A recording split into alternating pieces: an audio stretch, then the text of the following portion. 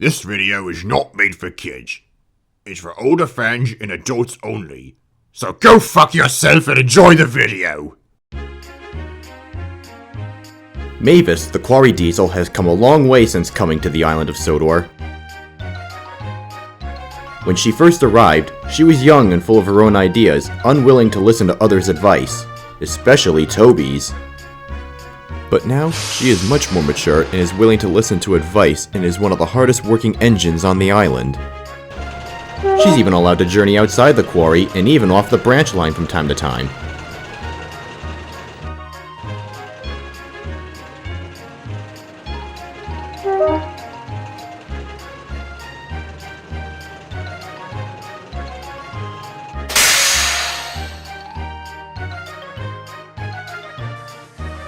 But secretly, she's a little jealous of those who get to run on the main line every day. Just for a change, Mavis wishes she could see more of the main line. One evening, Mavis was cooling her engine after a busy day. She had arranged 3 stone trains, including one for Thomas to take to the wharf. Just then, Toby trundled in with Henrietta to collect the workers.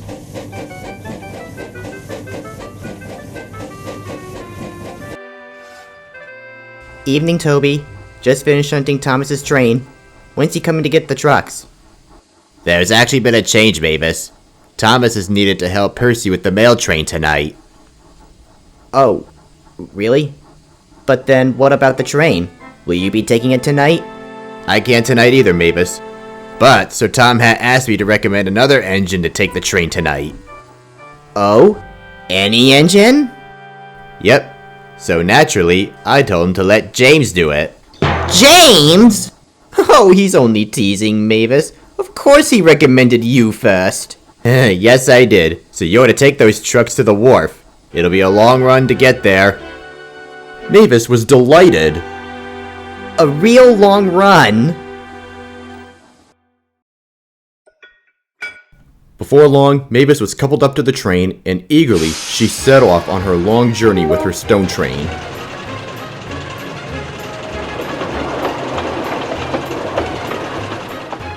Good luck, and be careful. It took a while for Mavis to travel down the branch line and reach the main line. Her engine was bubbling with excitement. Before long, she was coasting along the main line, taking in the sights she could only dream to see at the quarry. She glided through Edward's Station,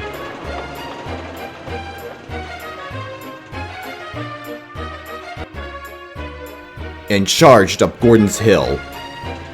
She liked this spot most of all.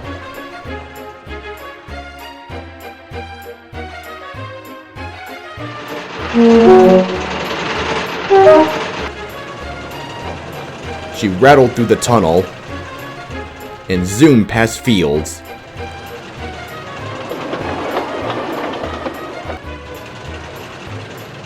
She even got a spectacular view of Shen Valley. All along the way, Mavis wished the journey would never end. It was dark by the time Mavis reached the wharf. There waiting for her was Rusty, the little diesel. They were old friends. Hello, Mavis. Glad to see you out of the quarry again. I know. I almost don't want to go back. Still, this was a lovely change. I hope I can do it again soon. I do too.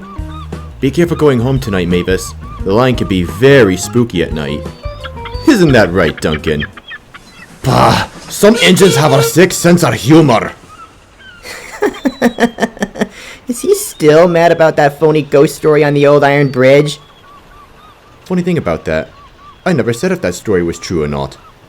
Nevertheless, I'm serious about being careful, Mavis. You'll never know what's out there at night. Okay, thanks for being needlessly cryptic, Rusty. Mavis liked Rusty, but she felt like the little diesel overreacted a little too much. But she didn't have time to think much about it. Instead, she left the trucks at the platform to be unloaded in the morning and headed off for home.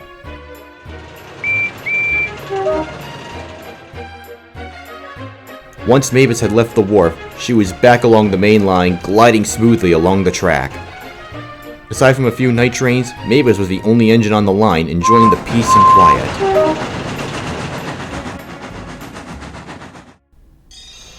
But once she entered Henry's forest, everything changed. As she rounded the bend, she noticed something hidden in the bushes on the other line.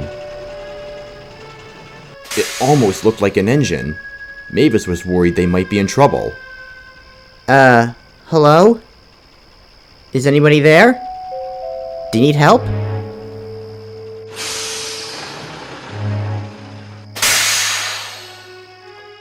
As she moved closer, she found that it indeed was an engine, but it was completely rusted from smokebox to cab. Its wheels grown from years of disuse as weeds grew into them, and its smokebox was barren and hollow.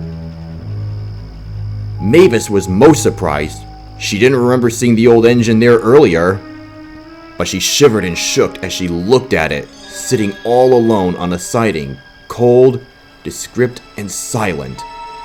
It sent chills down her exhaust stack. Her driver didn't like it either. It doesn't look like it needs any help, Mavis. Let's just move along. You don't have to tell me twice. As fast as they could, they raced out of the forest and far away from the old engine as fast as Mavis's wheels could carry them. Once they reached a good enough distance, they finally slowed down, but Mavis was still a little shaken. Easy, old girl.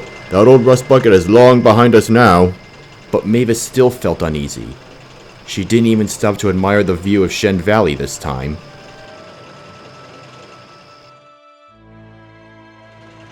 As she rolled through the station further up the line, she looked ahead and screamed. There, poking out of the branch line, stood the rusty old engine again.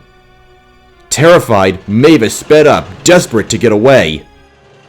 But even further up the line, down the hill, there was the engine again on a siding. Then she saw it again at the crossing. In the yards, and even at a few other stations. The faster Mavis went, the more the old engine followed her. The more it followed her, the more frightened she became, and she only went faster and faster. But she couldn't get away from the old engine. It seemed to be everywhere, and it was after her. What the hell do you want from me? Leave me alone! Further up the line at Timoth Station, Toby was resting comfortably at the branch line sheds. He had the whole shed to himself that night, and was enjoying some well-earned sleep when... What on earth? He awoke with a start to see Mavis tearing through the yard, honking her horn in fright. Bless my bell, Mavis! It's after me! It's going to get me! Mavis was too scared to answer Toby back, and she didn't dare open her eyes. She really should have, though. The points ahead were set in the wrong direction, and instead leading towards the coal pit. Mavis's driver applied the brakes, but it was too late.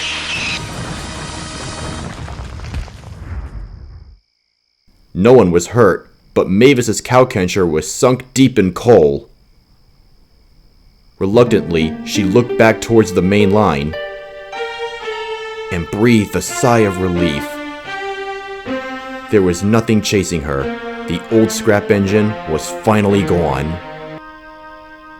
Toby was worried about Mavis. Mavis? What's going on? Are you alright? Not really, Toby. It's been a very long night. It was morning when Mavis was finally rescued from the coal pit. Sir Topham Hatt watched over the rescue operation. He had some stern words for Mavis and her driver. What happened last night, Mavis? You have caused a lot of confusion. You're usually a lot more reliable than this. It wasn't her fault, sir. We were followed along by some old scrap engine.